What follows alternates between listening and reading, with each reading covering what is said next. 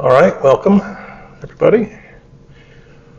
This is the U.S. survey, and for those of you on Twitch, the number for Slido is 787-352, and try to remind me to post it again in a couple minutes for the people who are coming in late on Twitch. That's 787-352. All right. Let me just review where we've been. So apologies for missing the last class. Things are okay. I brought my wife home from the hospital yesterday, and she is recovering, so things are good. Okay, so just a recap from before. Remember that the Glorious Revolution is also the financial revolution in Great Britain, starting in 1688, and this ability to create debt that can be then sold to other people, so to take a flow of payments that are coming in as taxes and turn those into debt so that you can plan for the future, borrow for the future, makes the English national state, the English empire, extremely powerful because it can borrow money against its own future. Its expansion by building navies and largely by building navies and building crafts of war, but also a large merchant marine, allows the English empire to expand very rapidly after 1688 and to sort of take over. And this is important for understanding the North American colonies, the period, what becomes the United States, in part because that wealth, that financial revolution, the ability to borrow money, makes it possible for the British Empire to expand at the expense of the French and the Spanish empires. The taxes will become more and more intense, though, over this time, from 1688 to 1776. A group of people in Britain will come to power complaining about taxes on land and push for taxes on excise taxes. Those excise taxes largely being paid by the colonists. So how does this relate to the Americas? The Americas benefit by the surge in British power that comes with the financial revolution. That power is not just financial, it's also connected to drugs. The ability to, if you think about, the tremendous costs of settling the New World, the insane and horrible costs of enslaving thousands of people, hundreds of millions of people, and bringing them across to the New World where death rates, this is the death rate on captured slaves during the Middle Passage, a death rate of something like 15%. And this is just for the ships that get there. 15% of the people that start on those boats never arrive. And something like 8 or 9% of the ships that come across never get to the other side. So the death rates are horrible. The costs are extreme. But this all is justified by the ability to produce and sell drugs for which there is a growing market over time.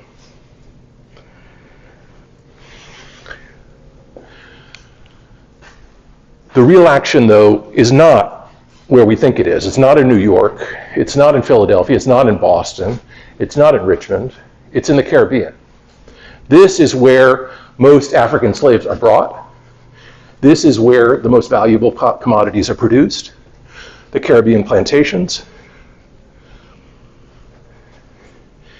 And part of the way that slavery works is not just force, not just simple force, but also the withdrawal of food from enslaved people.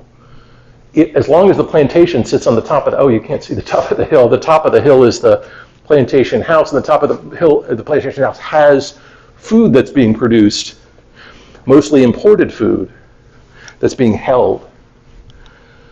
This is a tremendous incentive to work in this environment.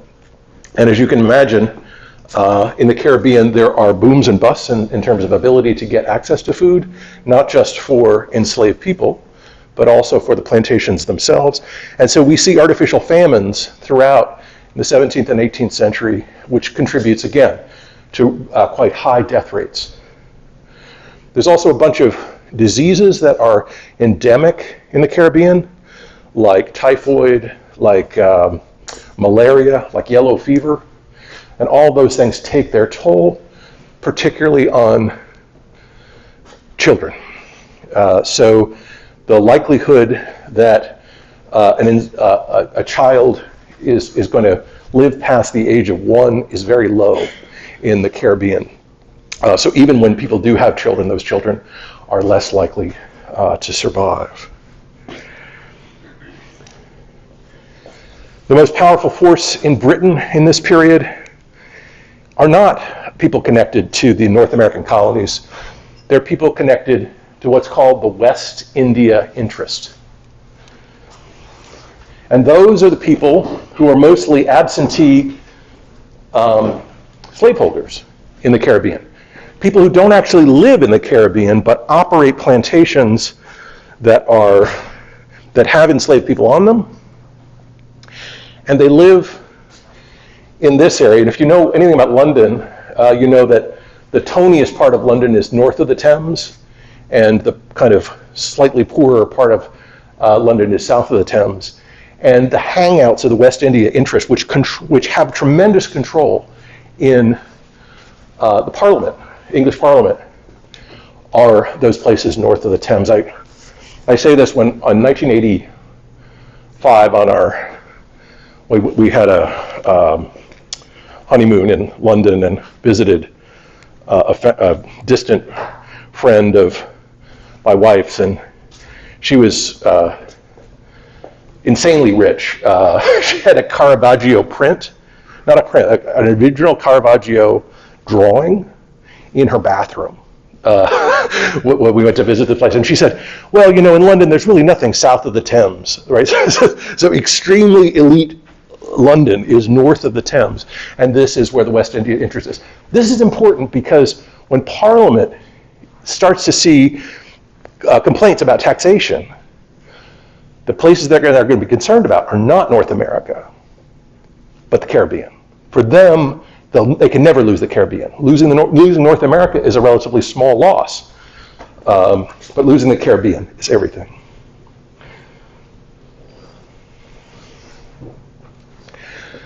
There is one place where an important drug is produced in North America, and that's Virginia. And Virginia, if you think about all the colonies, Virginia is the kind of good boy of the colonies because it actually fits the mercantile framework, right? It's producing a drug that everybody needs, and it's consuming manufactured goods that Great Britain is interested in. You have a question on that. Oh, I do. Thank you. Oh, how would complaints about taxation lead to losing the Caribbean? So both the Caribbean planters and the farmers and planters of North America complain about taxes in the 1770s because the taxes are increasingly those excise taxes that they have to pay. But when push comes to shove, when Parliament says, where do we cut our losses? What matters most to us? Who do we appease? Appeasing New York is like third on their list of priorities. Appeasing Jamaica, appeasing the planters of Barbados, that's their crucial desire. Does that make sense? So this is in part why we get North America as a separate country, is because from our perspective, it's really important, but from the perspective of Great Britain and power in Great Britain and where power is concentrated, the Caribbean is much more important because that's the place where many of the drugs are produced. And that's just an accident of geography, really, because it has to be produced in a relatively narrow band near the equator, between 5 and 15 degrees north of the equator or 5 and 15 degrees south. One more question. Was Great Britain taxing enslaved people? It was taxing enslaved people, sort of, because it was mostly British monopolies that brought enslaved people over. They were taxing for every enslaved person brought over. And there was, in most of the colonies, a head tax on slaves that enslavers paid. So a person in Jamaica or Barbados that had, say, 1,000 slaves had to pay a head tax for each person over the age of 12 or 13 that worked on the plantation. Slaves themselves, of course, could not own money. They could not legally, they couldn't own land or anything like that. So they didn't pay taxes, but there were taxes that people who owned them did pay.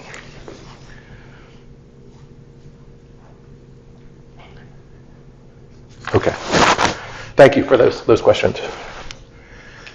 Tobacco is the good boy. Tobacco is, and the Chesapeake. And so when we talk about the Chesapeake, we're talking about Eastern Virginia and also Maryland.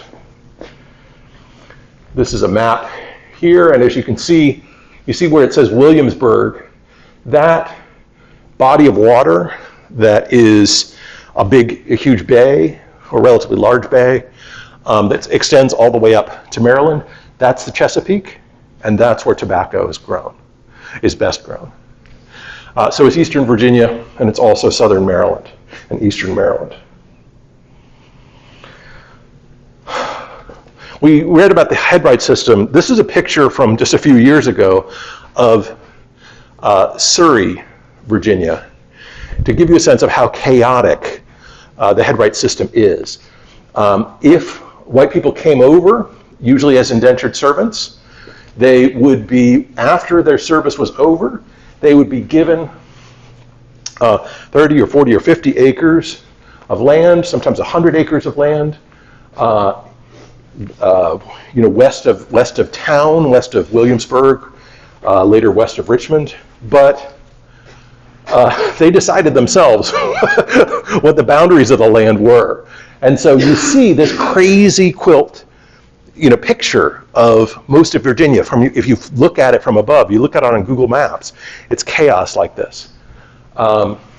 It's a recipe for chaos. The headright system is, and it's excellent for lawyers. And so there are so many lawyers in Virginia because there's so many debates about where your land is. In Virginia, there was something called meets and bounds. You heard that expression, M-E-T-E-S, meets and bounds? And it was basically one time a year, on a set day, usually September 1st or something like that, you had to walk around your property and say, my property ends here, my property ends here, my property ends here. And this leads to chaos because people are claiming overlapping properties in this tobacco region. So this is Virginia. This, by comparison, is Harrison, New York. When we talk about northern colonies, they're extremely organized. And again, this picture is just from a few years ago. It's Harrison's Purchase. My seventh great-grandmother, her father was Akabashka, who was Mohegan Indian, and he sold Harrison's Purchase to this guy Harrison in 1675. And it was basically wherever Harrison could ride in the end of a day would be Harrison's Purchase. So it would be Harrison, New York, and Purchase, New York. And this settlement is basically that ordered settlement by communities of people that settle in these regions. Oh, the Virginia headright system is basically a system where you're allowed a plot of land, 40, 50, or 100 acres, and you draw the boundaries yourself. And so they're often crazy. Thank you for these questions.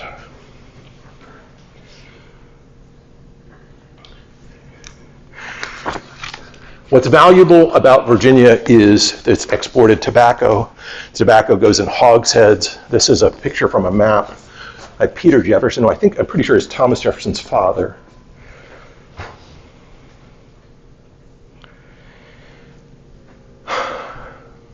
And this is what a Virginia plantation, the large plantations, look like.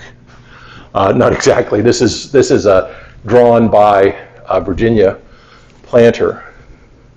But the ideal Virginia plantation was one that was right on the river. Not because it was pretty, but because that was where you could take your tobacco and sell it on international markets.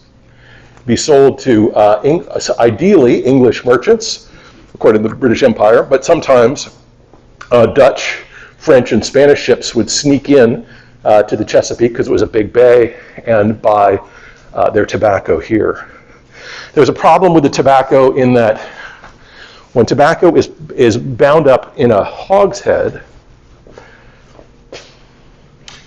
which you see here, this is a hogshead, this hogshead barrel, and enclosed, inside the tobacco, after it's dried and packed, are little teredo bugs, T-E-R-E-D-O. And the teredo bugs, in a warm space, will start to eat up the tobacco over time. And so the supercargo, the person who's in charge of the ship, wanted to spend as little time in the Chesapeake as possible and get out and hightail it back to London so that the teredo worm didn't eat up too much of the product of the tobacco. And for this reason, ships would only stop at the biggest docks. And what this helps to do is concentrate political power in Virginia, because it was only the people with the largest docks that got the most sales. Only somebody that could offer or promise 10 or 12 or 30 hogsheads of tobacco to be sold where the ships would stop. This meant that smaller farmers, because you could grow tobacco on a small, is that too loud? There's a little bit of an echo there. Because you could grow tobacco on a relatively small amount of land, there were small planters, sometimes people who worked with just their families, more often someone that had one or two enslaved people working for them. Those people depended on the large planters who had the big docks.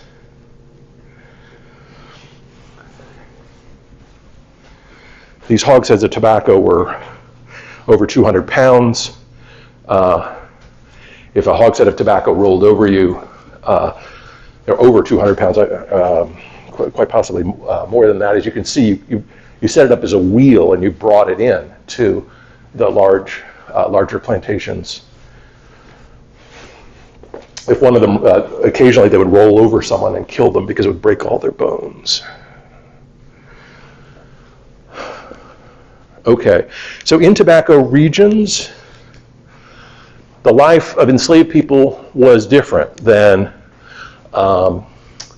in the Caribbean plantations or the rice plantations of South Carolina and Georgia. So what's different?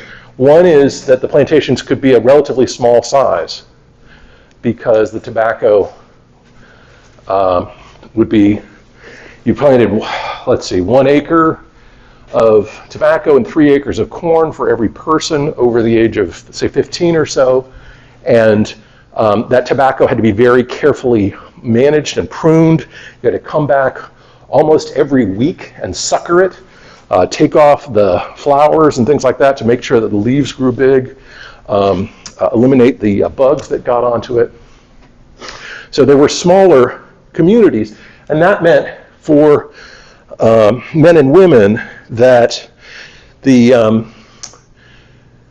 they were sex segregated barracks, men in one barracks, women in another on these plantations. And most families came from a husband and father who traveled on Sunday with a pass to another plantation, and this was called an abroad marriage. Marriage is, of course, illegal in slavery.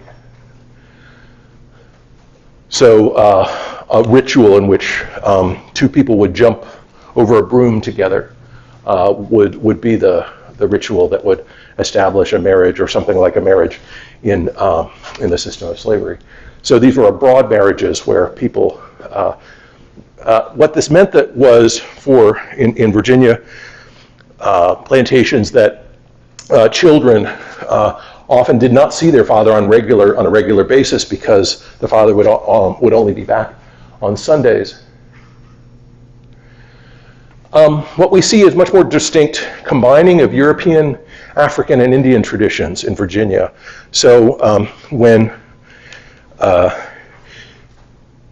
people spoke in Virginia, it sounded more like it was a mixture of some sort of African terms, but it sounded more distinctively European, more English, and the rituals.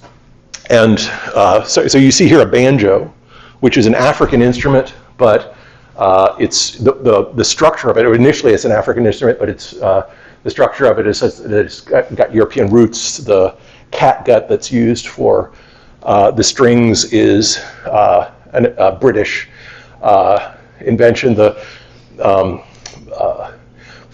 bottles you see at the bottom here are a mixture of Indian, European, and African traditions.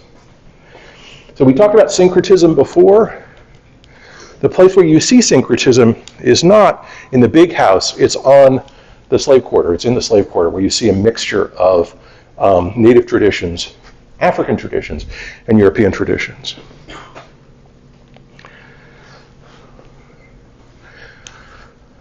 Rice plantations were very different. If we think about where people come from in the South, they come from two sources. By the 1820s and 1830s, black people in the South who move, enslaved people in the South who move, they come from Virginia and they come from South Carolina primarily. South Carolina is a very different environment. South Carolina has to be near a river. Tobacco had to be near a market, and so had to be relatively close to rivers, but rice could only be grown on rivers, and they had to be salty. Brackish, it's called, half salt, half fresh. That brackish water was what you needed to grow rice. And you used the rise and fall of the tides to control the water as it came in.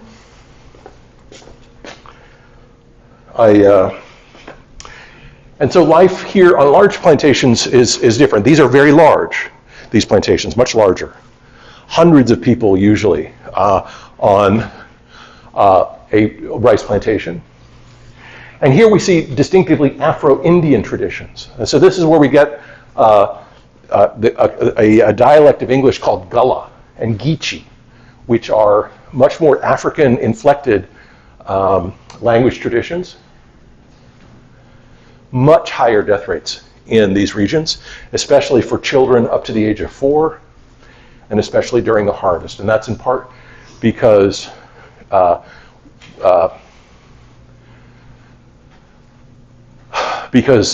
women shortly after childbirth had to work in these fields, but there are also these other things that are associated with these diseases, yellow fever, and others that are in these swampy regions. I got to visit the Wormslow plantation over the break between fall and spring, and we used our history card to, we basically persuaded the person who owned the Wormslow plantation to let us on the property and take some pictures. The same family still owns this region, and these are former rice fields to give you a sense of what it looked like. And what they grew was not white rice; it was a sort of Carolina gold rice, which was would be this is the plant itself. You'd whack this against a board to knock the seeds off. Then you'd dry it, remove the husks, and pack it up into barrels. And this fed Caribbean slave plantations. So this is basically a feeding crop for Caribbean slave plantations, and of course also Europeans who liked rice and used rice for Christmas ceremonies and things like that. You see the Afro-Indian traditions as well in the food that's grown on these plantations. This is okra, 18 different kinds of okra. Sarah Ross, who operates the Wormslow, the UGA site on Wormslow, found the 18 kinds of okra in Wormslow plantation, the leftover seeds and plants that had continued to grow. And so there are a whole lot of kind of local foods that are grown here. This, and then a ship, a canoe, built by enslaved people around 1800 that has features that are partly Native American, partly African, and partly European as well. The winnowing machine was the place where the rice stalks were turned into rice. What's different about South Carolina plantations is that they're much more settled. You can't move them, right? Once you're established on that brackish water, you don't move. Tobacco, people did move because you wanted fresh soil, and clearing fresh soil meant that people went further and further back into the backcountry in Virginia. In South Carolina, though, it's just in that region where the river is parallel to the ocean that you can grow rice. And so it tends to create very stable, and so when we think about plantations of the Old South, there aren't many plantations of the Old South in Virginia. They're just torn down, and people continually move west. There are some people who stay near the docks, but a lot of the growing of tobacco is further and further into the backcountry. Some of the wealthiest families, like the Jeffersons and others, are quite far in, like Thomas Jefferson's family is quite far in from the coast. But these planter families stay on the coast, and people who are enslaved by those planter families are also on the coast. And they're there for many generations. So by the time of the Civil War, many of these people saw this land as their own. It's a land where their grandparents, their great-grandparents, their great-great-parents had been buried. And so there's much more family continuity in South Carolina than there was in Virginia. Oh, here are the diseases. In the warm summer months, white families lived in Charleston to escape fevers and agues, what they called agues. And they didn't have very good definitions of these various diseases that people got. But we now know that the big things that took people away were malaria, yellow fever, typhoid, hookworm, and other parasitic infections. And this is also distinctive about Charleston, is that there are these people who are on these settled plantations, but white families moved in. And that for 3 months out of the year, 4 months out of the year, to escape the summer heat and the summer diseases in particular. And again, that gives a much more African character. Does that make sense? Because there are almost no white people in this area of South Carolina, right? Particularly in those 4 months. And so what we see is a very distinctive African inflected dialects. Now, remember that enslaved people are separated by language group. So people who spoke Yoruba, or people who spoke Igbo, I-G-B-O. People who spoke Igbo or Yoruba would be put together, but you wouldn't allow more than 3 or 4 Igbo speakers, 3 or 4 Yoruba speakers to be together in one place. And so language itself is not directly carried over, but songs and stories and the inflections and even the kind of grammar does get carried over into South Carolina. And you see all these kind of African dialects that are carried forward. Charleston also had a huge, quite large free black population of skilled workers, blacksmiths, coopers, carpenters, and tailors.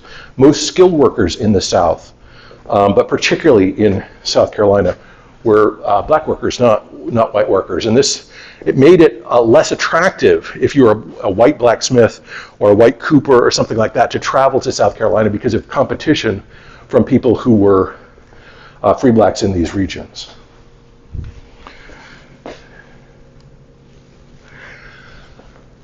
So the surge, the English financial revolution, is also the surge of the import of Africans into the American South.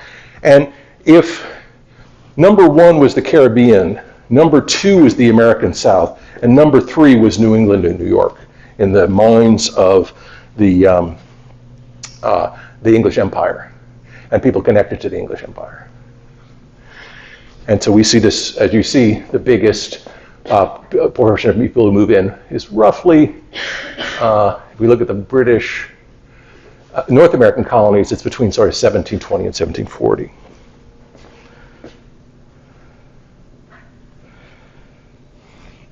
They come to two mainland ports, and the most important ones are Richmond in the north, where tobacco is, and Charleston in the south, where rice is. Okay, so that's what's going on in the south. It's a kind of adjunct to the, well, Virginia is important on its own because it produces a drug that's attractive in Europe, but South Carolina only exists because, or largely only exists because there are plantations in the Caribbean that need food, and they provide that food. So, order of importance of settlements. Caribbean, number one. American South, number two. American North, number three.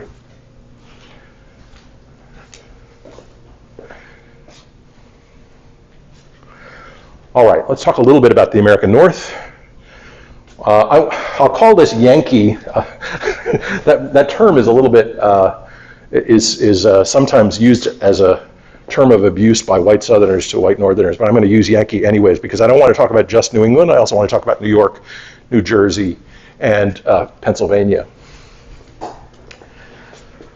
So the fact that, so these places are producing wheat, and they're producing barrels of flour, which are going every year to the Caribbean.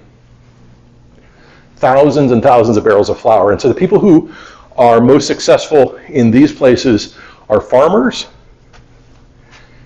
and there are none of the diseases that you see further south, like yellow fever.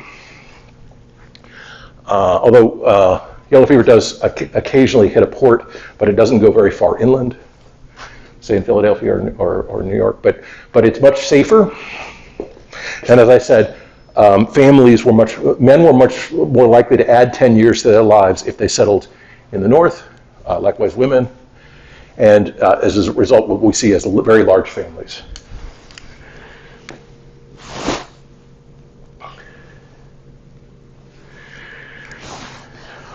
Okay, bear with me here for a second. I'll go to my notes.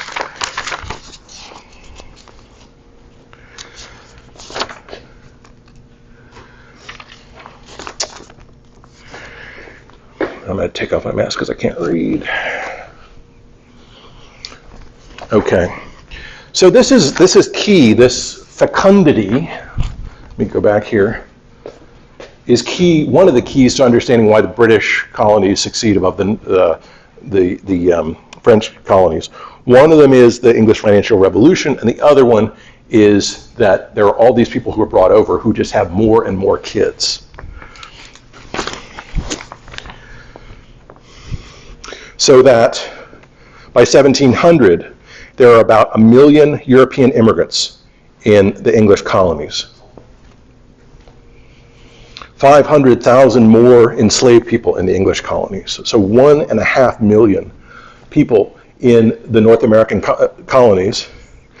The French controlled the St. Lawrence River. They controlled the Mississippi River, the big rivers in the United States. But they only have 55,000 people in 1700. Does that make sense? So 55,000 French settlers versus 1.5 million European and African settlers.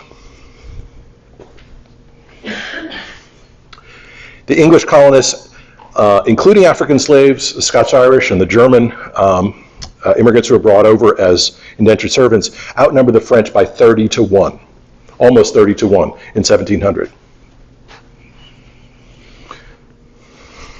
This expanding English empire with ships that need provisions, Caribbean ships that need provisions, allows New England and New York colonies to become rich, but mostly through indirection.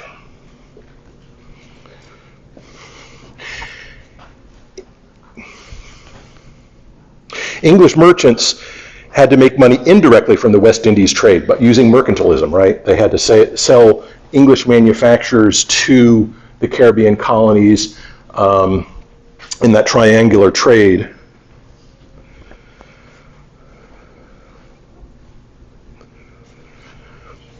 But New England colonists found that if they violated the mercantilist laws, if they did their own manufacturing, that they could make a fortune in this Caribbean trade. What the U.S. is famous for by the 1690s to the 1730s is basically knockoffs of British goods. It's the sort of Thailand of the or Vietnam, if you will, of the 18th century, and this late 17th and early 18th century. So all the things you'd buy in a Bed, Bath and Beyond, right? Plates, pots, forks, kettles, hose, and then a few Target things like lamps, chairs, and mirrors, chest of drawers, things like that. All those are produced in Britain, but New England and New York and Pennsylvania merchants start to manufacture them themselves for sale to the Caribbean and to farmers. Some of these second-rate things can be produced at home with the varied skills of people around Philadelphia and Boston. At the same time, those merchants can buy goods from Britain, which is the workshop of the world in the 1600s. It's the place. So basically, it's really the cheapest place for manufactured goods in the world. And so, not only can they manufacture some of these goods and sell them, but they can also buy the cheapest goods for resale. And so this makes merchants 1/6 of the population in most New England and New York cities, Philadelphia, Yankee cities, let's call them.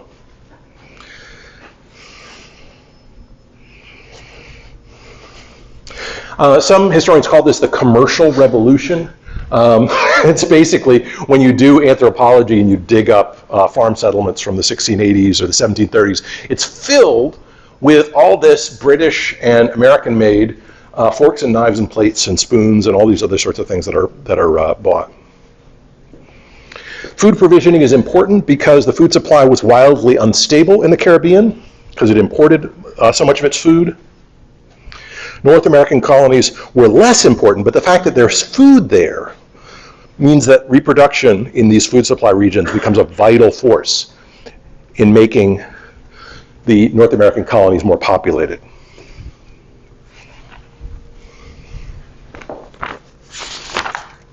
All right. Some things about the merchant houses. Merchants lived in the places where they transacted business.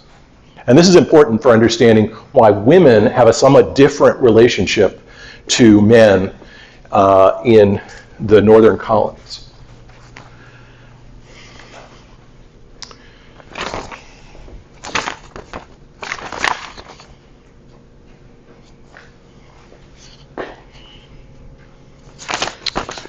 Bear with me here for a second.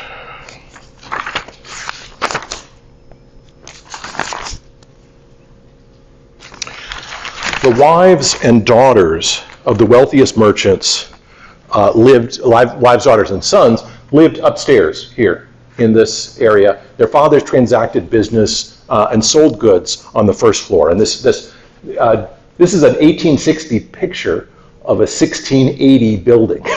Just to give you so the building was long since torn down, but just to give you a sense of what it looked like. And this is the interior of a 1680 building that was reconstructed around 1920. And so this is what they looked like. The interiors and the exteriors of these things looked like. Wives and daughters and sons also lived upstairs, and a merchant lived by basically when the next ship came in. You've heard that expression, I'll have a lot of money when my ship comes in. That's literally what happens for these merchants, is their ships come in on a regular basis that have the goods that they need, primarily sugar from the Caribbean, coffee and things like that from the Caribbean, as well as manufactured goods from Great Britain, which they will resell. The significance of their wives and living upstairs meant that if a merchant died, their wives could take over in the business because they knew who the contracts were with. They knew who the people that they had contracted with were. And so we don't see a lot of female merchants, but we do see female merchants, and that's unlike kind of anywhere else in the British Empire. People who are merchants in international trade are some of them are women, in part often widows. Commercial revolution is this flow of goods. Somebody asked the question, what's the commercial revolution? The commercial revolution is this flow of goods back and forth across the Atlantic. And as well, provisioning farmers, providing goods for farmers further in the backcountry, further in the West. That commercial revolution is important because it's the number of commodities, the number of things that in people's houses in, say, Philadelphia or Boston is greater than the things in people's houses in France or Spain in this period. There's just all of these goods that are available in this, what's called the commercial revolution.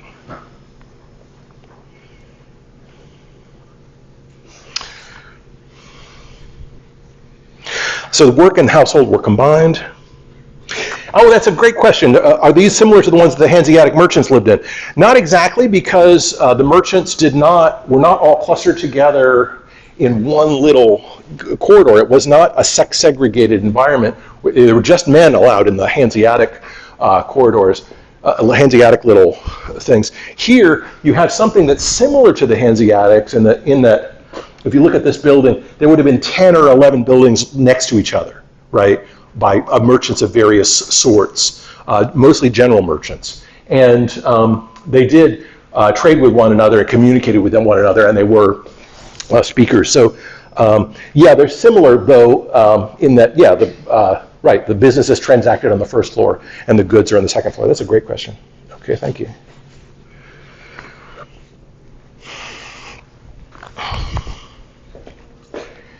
And so this is ironic, right? These are the Puritan dissenters, right? Or the Quaker dissenters, the people who end up in Philadelphia.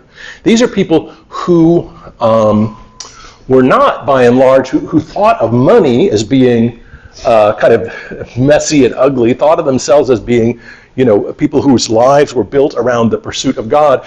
But because you needed literacy to be able to read the Bible for yourself, to find your own relationship to God, that literacy and that numeracy, the ability to learn figures, which men and women learned, meant that you had the highest literacy rate by 1770 or 1780, you've got higher literacy in the North American colonies than you have in Great Britain or anywhere else in Europe, anywhere else in the world. In part because you've got people who need to believe that they need to read the Bible to find God. So it's ironic that the very spread and acceleration of commerce in this late colonial period sent Yankee men and women to engage in long-distance trade. And they are the ones who create the new triangle. The old triangle was Europe, Caribbean, Africa, and what we see increasingly is a new triangle, which is New England, Caribbean, Africa. So before we think that these people are just awesome for getting in on the ground floor, they're also engaged in the slave trade. They're also engaged in bringing enslaved people back to the New World. Actually, you saw this before, but these merchants start with livestock, flour, and lumber, which is the things that they're supposed to provide according to the mercantile system. But because they have English ships, they sneak over goods that the Caribbean colonies want, like rum, paper, and nails. None of those things are supposed to be produced in the New England, but they are nonetheless.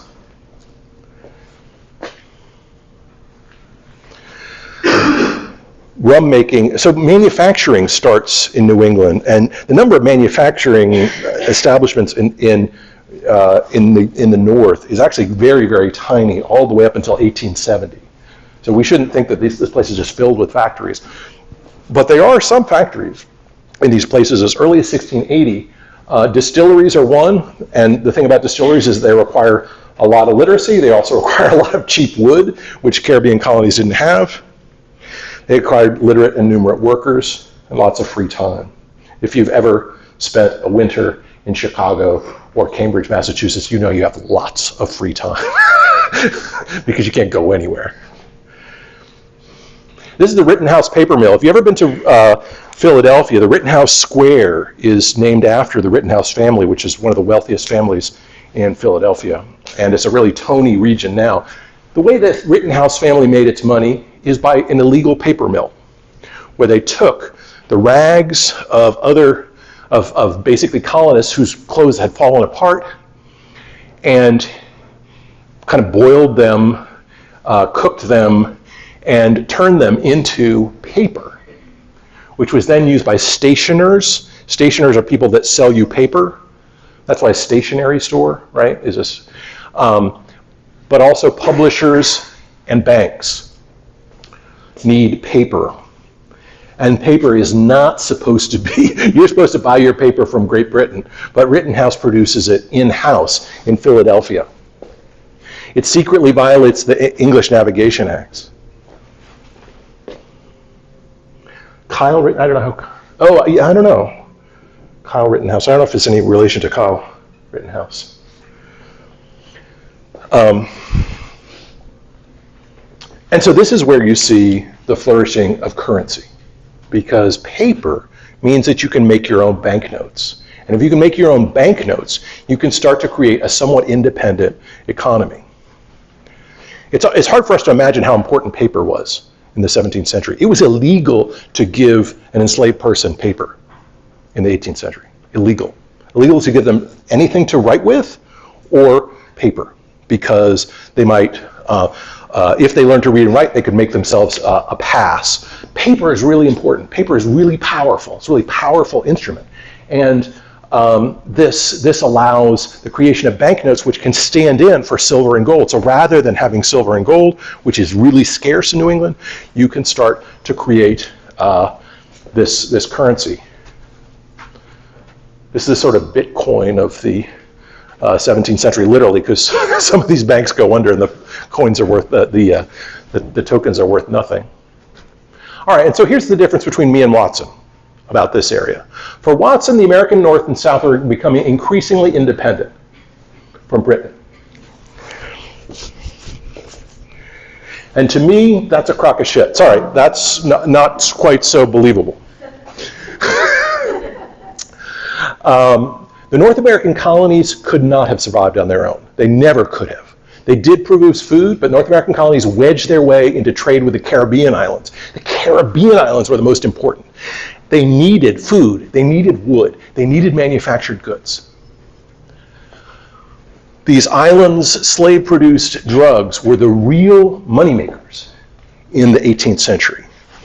And New England was able to wedge themselves in. Why is this important? First of all, it's important because we have this idea that you see in many American textbooks that sort of New England is more or less innocent of slavery or something like that. And it's not. It's tightly bound up. It can't exist without tying itself into this international trade network across the Atlantic. Oh, in my opinion, what's the best way to study for the exam next week? The lectures are posted on YouTube, so you can go back and look at them and compare them to the readings. But some big questions to think about are the questions I've already outlined. This question of the how the North and South, how the British colonies become more powerful than the French colonies, for example, or how New England becomes increasingly powerful in relation to England. Those sorts of questions. I think those are the sharpest things. And then for the earlier period, I think just thinking about how Watson tells his story and how I tell my story. Watson does not have footnotes. which irritates me, but no textbook has footnotes, really. So, but you can kind of tell where Watson gets his stuff from if you look in the back of the book. You go all the way to the back of the book. Chapter 1, 2, 3, 4, there's a little bibliography of other books that he cites. This is his secret footnote. So, and I guess, you know, in terms of what you're trying to think of, you're trying to think of making an argument of your own that either combines my argument with Watson or chooses me or chooses Watson and talks about why the other one is potentially wrong. If you repeat me, we failed. If you repeat my argument, we failed. If you take Watson's argument seriously, if you take my argument seriously and balance them and come to your own conclusion, that's an excellent exam answer. Okay? Thanks so much.